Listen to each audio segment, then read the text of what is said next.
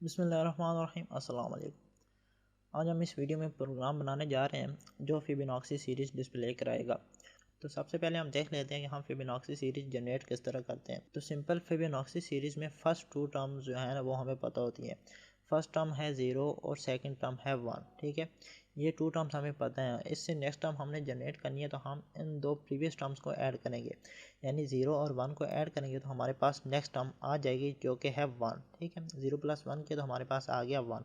इसी तरह से अब हमने इससे नेक्स्ट टर्म जनरेट करनी है तो हम इन दो टर्म्स को ऐड करेंगे, प्रीवियस टू टर्म्स को। ठीक है, तो 1 + 1 के तो हमारे पास आ जाएगा 2। इसी तरह से अब हमने नेक्स्ट टर्म जनरेट करनी है तो हम इन दो को ऐड करेंगे और हमारे पास आ जाएगा 3। ठीक है, इसी तरह से हमारे पास next term 5 and so on. ठीक है, तो हम सिंपल प्रोग्राम बनाएंगे लूप का यूज़ करते हुए। हम इनपुट यूज़र से लेंगे कि हमने कितनी टर्म्स डिस्प्ले करानी है। ठीक है, ये हम यूज़र पे डिपेंड कर रहे होंगे। तो सिंपल मैं स्टेप वाइज आपको बताऊंगा कि हमने ये टर्म्स जनरेट किस तरह करनी है और डिस्प्ले किस तरह करानी है। तो सिंपल सबसे पहले हम 3 मेमोरी ब्लॉक्स बना रहे हैं, 3 आइडेंटिफायर्स बनाएंगे। फर्स्ट में एक का नाम रख देंगे फर्स्ट और उसमें स्टोर कर देंगे फर्स्ट टर्म यानी कि 0, और एक का नाम रख देंगे सेकंड, उसमें स्टोर कर देंगे सेकंड टर्म। ठीक है, सेकंड टर्म हमारी क्या है 1, तो उसमें हम स्टोर कर देंगे 1। एक का नाम रख देंगे नेक्स्ट। ठीक है, जो थर्ड वेरिएबल होगा उसका नाम हम रख देंगे नेक्स्ट, और उसमें हम नेक्स्ट टर्म जनरेट करते जाएंगे। किस तरह? प्रीवियस टू टर्म्स को ऐड करके। ठीक है, जनरेट करते जाएंगे और फिर वो डिस्प्ले कराते जाएंगे। ठीक हो गया, तो एक हम वेरिएबल बनाएंगे, जाहिर सी बात है, जिसमें हम यूज़र की चॉइस ले रहे होंगे। तो चॉइस का वेरिएबल जो है वो तो हमारा डिपेंड नहीं कर रहा कि हमने जनरेट किस तरह टर्म करनी है। मेन वेरिएबल हैं वो हमारे 3 वेरिएबल्स हैं जिसको हम यूज़ करेंगे टर्म्स को जनरेट करने के लिए। तो फोर्थ वेरिएबल हमारा चॉइस है, उसमें हम यूज़र से चॉइस ले लेंगे। तो सिंपल अब हम मेमोरी ब्लॉक्स बना लेते हैं, आइडेंटिफायर्स बना लेते हैं जो हमने डिस्कस किए हैं। तो मैं सिंपल यहाँ पर 3 मेमोरी ब्लॉक्स बना लेता हूँ। एक नाम रख दिया फर्स्ट, इसमें हमने स्टोर कर दिया फर्स्ट टर्म। एक नाम रख देते हैं सेकंड, इसमें स्टोर कर देते हैं सेकंड टर्म यानी कि 1। एक का नाम रख दिया नेक्स्ट, और एक मेमोरी ब्लॉक बना लेते हैं जिसमें हम यूज़र से टोटल टर्म्स इनपुट कर रहे हैं। ठीक है, तो सिंपल मैंने इसका नाम रख दिया है टोटल। अब आप देखें सिंपल मैं क्या कर रहा हूँ, मैं सिंपल लिख रहा हूँ फर्स्ट इज़ इक्वल टू 0। तो हमारे बैक एंड पे ये 3 मेमोरी ब्लॉक्स बन गए हैं। मैं सिंपल इनको यहाँ पर भी बना देता हूँ जी। तो इस तरह से बैक एंड पे हमारे मेमोरी ब्लॉक्स बन गए हैं। फर्स्ट में हमने स्टोर कर दिया 0 और सेकंड में 1। नेक्स्ट में फ़िलहाल हमने कुछ नहीं स्टोर किया, यकीनन इनके कोई ना कोई एड्रेसेस भी होंगे तो वो हमने यहाँ पर लिख लिए हैं। ठीक है, तो अब आप स्टेप वाइज नोट करते जाएं। ठीक है, तो सबसे पहले हम क्या करते हैं, हम तो सबसे पहले ना हमें तो फर्स्ट और सेकंड टर्म तो पता है, तो वो हम यहाँ पर डिस्प्ले करा देते हैं। मैं सिंपल यहाँ पर लिख रहा हूँ फर्स्ट। ठीक है, डिस्प्ले कराया और इसी को मैं यहाँ पर कॉपी करके सेकंड टर्म भी डिस्प्ले करा देता हूँ। हम अगर चाहते तो एक ही स्टेटमेंट को यूज़ करते हुए डिस्प्ले करा सकते थे, लेकिन मैंने नहीं कराया। ऐसा क्यों? क्योंकि मैं आपको इसका रीज़न थोड़ी देर तक बताता हूँ। ठीक है, अब आप देखें हमने फर्स्ट टू टर्म तो हमने डिस्प्ले करा दी क्योंकि हमें ये पता है। मैंने फ़िलहाल यूज़र से चॉइस नहीं ली, क्यों नहीं ली मैं आपको बताता हूँ थोड़ी देर तक ये बात भी। ठीक है, तो हमने फर्स्ट और सेकंड टर्म तो सिंपली डिस्प्ले करा दी। अब हमने नेक्स्ट टर्म जनरेट करनी है, तो अब हमारा मेन काम शुरू होता है यहाँ से। ठीक है, तो अब हमने ये स्टेप नोट करते जाना है। नेक्स्ट टर्म हम सिंपल किस तरह जनरेट कर रहे हैं, हम जनरेट किस तरह करेंगे, हम फर्स्ट और सेकंड को ऐड करेंगे पहले तो हमारे पास नेक्स्ट टर्म आ गई, तो हम सिंपल लिख लेते हैं next is equal to first plus second. ठीक हो गया, ये हमारा है स्टेप 1। मैं स्टेप वाइज बता रहा हूँ ताकि आपको ईज़िली समझ आ सके। ठीक है, ये हमारा है स्टेप 1। तो अब आप देखें हमारे पास फर्स्ट में पड़ा है 0, सेकंड में पड़ा है 1। ठीक हो गया, तो सिंपल 0 + 1 हुआ तो हमारे पास नेक्स्ट में स्टोर हो जाएगा 1। ठीक हो गया, इसके बाद अब हमने क्या करना है, अब हमने सिंपल नेक्स्ट को डिस्प्ले कराना है। तो मैं यहाँ पर सी आउट के साथ डिस्प्ले करा देता हूँ। मैं यहाँ पर सिंपल नेक्स्ट लिख देता हूँ। ठीक है, तो अब हमारा नेक्स्ट स्टेप हो गया। आप चाहें तो इसको स्टेप ही कंसिडर कर लें क्योंकि हमने डिस्प्ले भी तो कराना है। मैं सिंपल यहाँ पर लिख रहा हूँ स्टेप 2। ये हमने स्टेप किया। इसके बाद अब आप देखिएगा हमारा थर्ड स्टेप क्या है। थर्ड स्टेप अब आप देखिए, हमने नेक्स्ट टर्म जनरेट करनी है तो हमने सिंपल यहाँ पर फर्स्ट टर्म, सेकंड टर्म और थर्ड टर्म, तीन टर्म्स हमने डिस्प्ले करा लिया, यानी कि 0, 1 और 1, ये तीन टर्म्स हमने डिस्प्ले करा दिए। तो अब हमने नेक्स्ट टर्म किस तरह जनरेट करनी है? क्या मैं यही स्टेप दोबारा यहाँ पर लिख दूँ? नहीं। क्यों? क्योंकि हमने प्रीवियस टू टर्म जो है, ठीक है, जो हमारी प्रीवियस टू टर्म्स हैं हम उनको ऐड कर रहे हैं। तो हम 0 और 1 को तो अब ऐड करेंगे नहीं, हम 1 और 1 को ऐड करेंगे तो हमारे पास आंसर 2 आना चाहिए, ठीक है, नेक्स्ट टर्म हमारे पास 2 आनी चाहिए। लेकिन अगर मैं यहाँ पर दोबारा से next is equal to first plus second लिखता हूँ तो वो तो 0 प्लस 1 को ऐड करेगा, तो हमारे पास नेक्स्ट टर्म दोबारा से यहाँ पर 1 आ जाएगी। तो ऐसा तो नहीं करना हमने। तो अब आप देखिएगा, इससे थर्ड स्टेप जो है ना, हमने 2 स्टेप्स कर लिए, इससे थर्ड स्टेप क्या है? हमने सिंपल जो सेकंड में पड़ा है उसको स्टोर करना है फर्स्ट में, ठीक है, सेकंड वाला डेटा फर्स्ट वाले में स्टोर करना है, फर्स्ट नेम का जो मेमोरी ब्लॉक है उसमें, ठीक है। तो मैं क्या कर रहा हूँ, मैं सिंपल स्टेप 3 लिख रहा हूँ। यहाँ पर क्या स्टेप है? मैं सिंपल यहाँ पर लिखूँगा first is equal to second, ठीक है, ये हमारा है स्टेप 3, ठीक हो गया, ये हमारा स्टेप 3 हो गया। इसके बाद हमारा फोर्थ स्टेप क्या है? फोर्थ स्टेप है कि नेक्स्ट में जो पड़ा है उसको कॉपी कर दो सेकंड में, कॉपी कर दो या स्टोर कर दो सेकंड वाले मेमोरी ब्लॉक में, जो सेकंड नेम का मेमोरी ब्लॉक है। तो मैं सिंपल यहाँ पर क्या लिखूँगा? मैं सिंपल यहाँ पर लिखूँगा second is equal to next, ठीक है। तो ये हमारा कौन सा स्टेप है? ये स्टेप है 4, ठीक हो गया। तो ये हमारे 4 स्टेप हो गए। बस अब हमने क्या करना है, नेक्स्ट टर्म को जनरेट करने के लिए हमने सिंपल इन्हीं स्टेप्स को रिपीट करना है बस, और अब हमारा कोई काम नहीं है, ठीक है। तो अब हुआ क्या है, आप देखें, हमारे पास फर्स्ट में आ गया है सेकंड वाले का डेटा। तो सेकंड में क्या पड़ा था? सेकंड में पड़ा था 1। तो हमारे पास फर्स्ट नेम के मेमोरी ब्लॉक में आ गया है 1, 0 ख़त्म हो गया, ठीक है। तो हमने ये काम कर दिया। इसके बाद सेकंड में जो पड़ा है उसको हमने चेंज कर दिया है, ओवरराइड कर दिया है। जो नेक्स्ट में था, तो नेक्स्ट में 1 ही था, तो सेकंड में दोबारा से 1 ही आ जाएगा, ठीक है। ये काम हमने कर लिया। तो अब आप देखें, हमारे पास फर्स्ट में भी 1 आ गया, सेकंड में भी 1 आ गया, यानी कि हमारे पास ये दो टर्म्स आ गई हैं।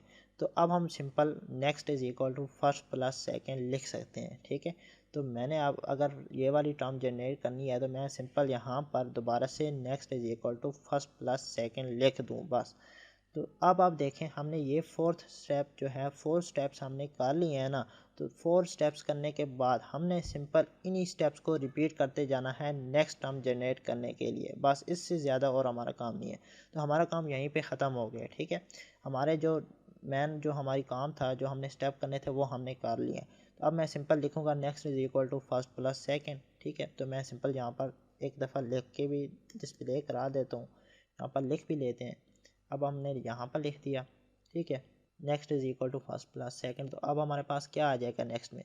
हमारे पास 1 + 1 होगा, तो नेक्स्ट में अब हमारे पास 2 आ गया, 2 आ गया। तो अब हमने क्या करना है? अब हमने स्टेप 2 करना है, यानी कि नेक्स्ट वाला डेटा डिस्प्ले कराना है। मैं सिंपल ये स्टेप लिख रहा हूँ यहाँ पर, ठीक है, ये स्टेप हो गया। अब हमने डिस्प्ले करा दिया। अब हमने नेक्स्ट स्टेप क्या करना है?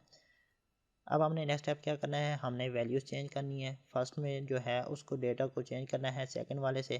तो फर्स्ट में क्या है? फर्स्ट में है 1। सेकंड में क्या है? सेकंड में है 1।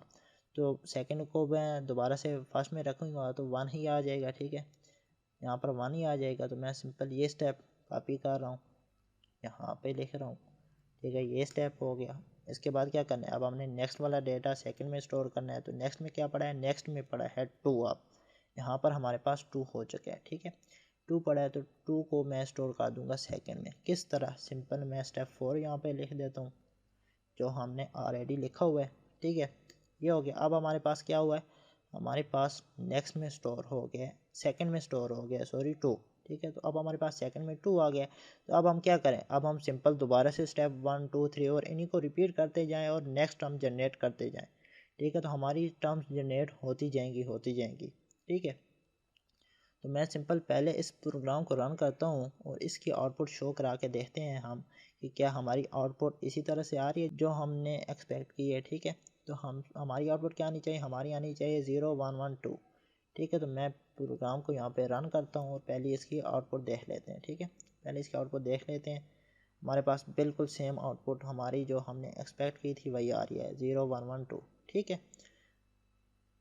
तो ये काम तो हमारा हो गया, ठीक हो गया। हमने यहाँ पर फ़िलहाल यूज़र से चॉइस नहीं ली थी, हमने अपने पास से डिस्प्ले कराई हैं फर्स्ट 4 टर्म्स, लेकिन अब हम चाहते हैं कि हमें यूज़र बताए कि हमने कितनी टर्म्स डिस्प्ले करानी है। तो अब आप देखें हमारे ये वाले स्टेप रिपीट हो रहे हैं, तो सिंपल जहाँ पर रिपीटेशन होती है उसको हम लूप के अंदर लिखते हैं। यहाँ पर हमारे स्टेप रिपीट हो रहे हैं तो हम सिंपल इन स्टेप्स को लूप के अंदर लिख देंगे, ठीक है। तो ये वाले स्टेप्स आप लिखेंगे। अब यहाँ पे और करिएगा, हम ये दो जो स्टेटमेंट्स हमने लिखी हैं ये नहीं लिख रहे, हम ये वाली स्टेटमेंट्स लूप के अंदर लिख रहे हैं, ठीक है। तो सिंपल मैं यहाँ से इसको आप रिमूव कर देता हूँ। जो हमने रिपीट किए हुए हैं मैं इनको एक दफ़ा यहाँ पे रहने देता हूँ। मैं सबसे पहले यहाँ पर यूज़र से इनपुट ले लेता हूँ, सी आउट इंटर टोटल टर्म्स, और सी इन यहाँ पे मैं कर लेता हूँ टोटल नाम के मेमोरी ब्लॉक में, यहाँ पर इनपुट ले लेते हैं, ठीक हो गया। अब हमारे पास देखें हमने सिंपल लिख दिया कि इंटर टोटल टर्म्स। तो सिंपल अब हमने कितनी दफ़ा लूप चलाना है यहाँ पर, अब आपने थोड़ा सा और करना है। तो हम यहाँ पर सिंपल पहले क्या करते हैं, हम एक फॉर लूप यूज़ कर लेते हैं। मैंने एक मेमोरी ब्लॉक बनाया जिसमें मैंने रख दिया, इसका नाम रख देते हैं काउंटर, रख देते हैं पहले से ही, ठीक है। काउंटर रख दिया, इसमें मैं पहले से स्टोर कर देता हूँ 0, ठीक हो गया, या 1 स्टोर कर देते हैं सिंपल। अब मैं यहाँ पर कंडीशन लगा रहा हूँ काउंटर लेस देन टोटल। क्यों लगा रहा हूँ मैं आपको थोड़ी देर तक ये सारी चीज़ें बताता हूँ। यहाँ पर हम सिंपल प्लस प्लस कर रहे हैं, ठीक है, बल्कि ना मैं फ़िलहाल यहाँ पर इक्वल टू का साइन भी यूज़ कर देता हूँ। तो अब देखिए हमारा सिंपल क्या हो रहा है, अब जितना टर्म्स हमारा यूज़र इंटर करेगा, ठीक है, यहाँ पर फ़र्ज़ करें यूज़र इंटर करता है 5 इंटर करता है टोटल में, तो हमारा ये लूप कितनी दफ़ा चलेगा, हमारा ये लूप 5 टाइम्स चलेगा, ठीक है। इसी तरह से 6 इंटर करता है तो 6 टाइम्स चलेगा, ठीक हो गया। तो मैं अभी ना इस प्रोग्राम को रन करता हूँ और इसकी पहले आउटपुट दिखाता हूँ। तो हमारी फर्स्ट 4 टर्म्स तो ये थी, हमारी फिफ्थ टर्म क्या आनी चाहिए, हमारी फिफ्थ टर्म आनी चाहिए 2 + 1 यानी कि 3। तो हमारे 5 टर्म्स हमें डिस्प्ले होने चाहिए 0 1 1 2 3। मैं यहाँ पर इंटर करता हूँ 5, ठीक है।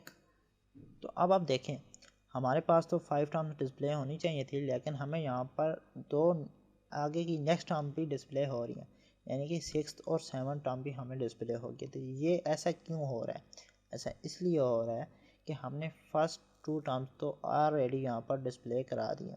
यहाँ पर 2 टर्म डिस्प्ले कराई तो हमारा लूप हमने इंटर किया था टोटल में 5, हमारा लूप 5 टाइम्स चला, इसका मतलब इसने नेक्स्ट 5 टर्म्स जनरेट कर दी ये वाली, ठीक है। तो फर्स्ट 2 टर्म्स ये होगी और नेक्स्ट 5 टर्म्स ये होगी, तो टोटल हमारे पास कितनी टर्म्स आ गई 7। तो इसका रीज़न यही है कि हमारे पास इसलिए 7 टर्म्स डिस्प्ले हो रही हैं क्योंकि हमने ऑलरेडी तो फर्स्ट 2 टर्म्स डिस्प्ले करा लिए हैं।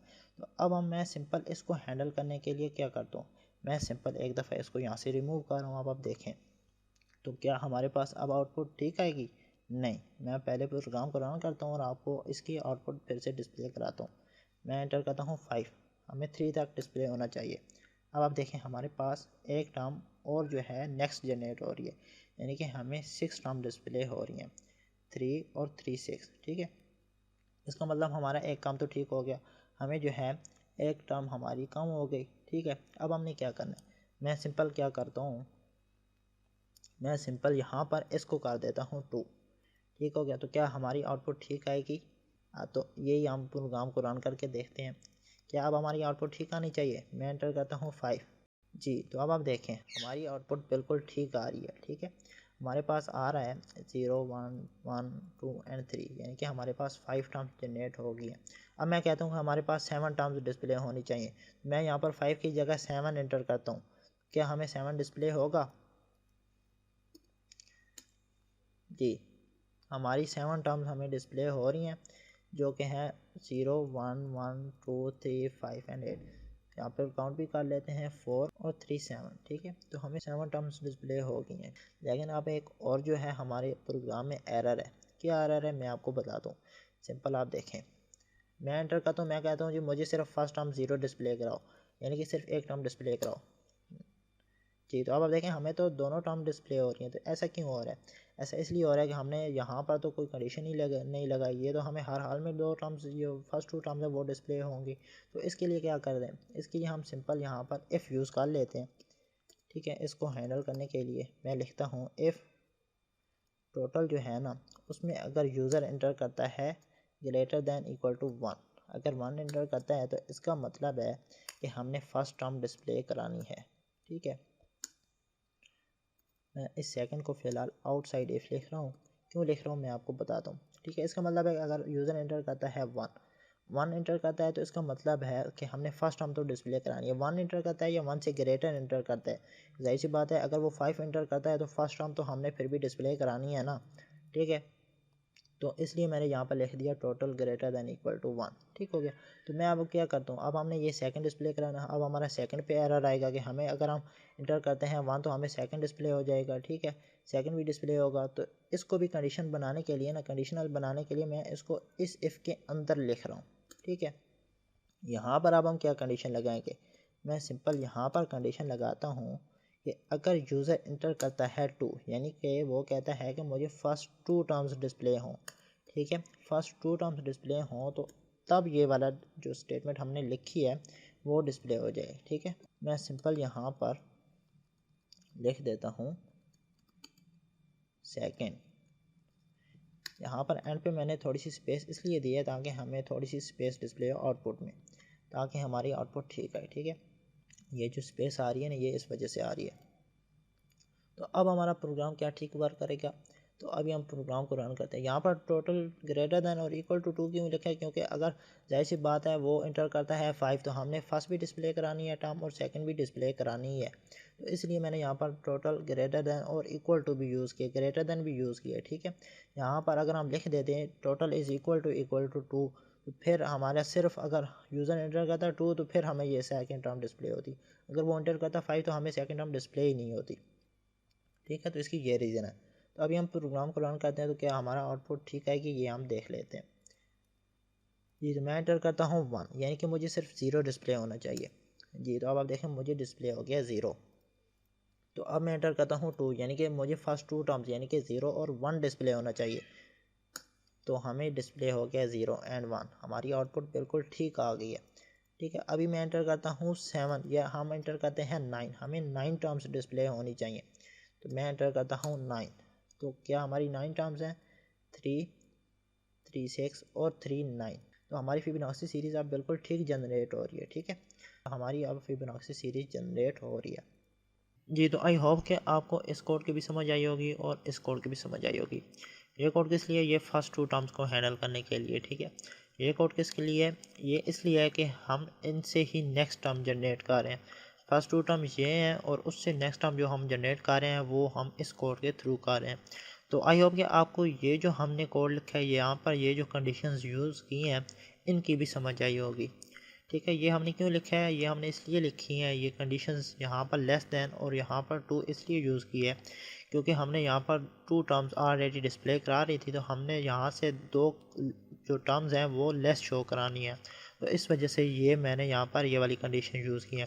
आप यहाँ पर कोई भी कंडीशन यूज़ कर सकते हैं। एक ही प्रोग्राम को सॉल्व करने के वेरियस मेथड होते हैं, तो आप जिस तरह चाहें यहाँ पर 2 टर्म्स लेस शो कराना चाहें आप कोई भी कंडीशन यूज़ कर सकते हैं। मैंने सिंपल यहाँ पर ये कंडीशन यूज़ कर दी है। तो आई होप कि आपको इसकी अच्छे से समझ आई होगी। अगर आपको वीडियो अच्छी लगे तो वीडियो को लाइक करें, चैनल को सब्सक्राइब करें और बेल आइकन को ज़रूर प्रेस करें ताकि आपको हर नए आने वाली वीडियो के बारे में नोटिफिकेशन मिलती रहे। मिलते हैं नेक्स्ट लेक्चर में, तब तक के लिए अल्लाह हाफ़िज़।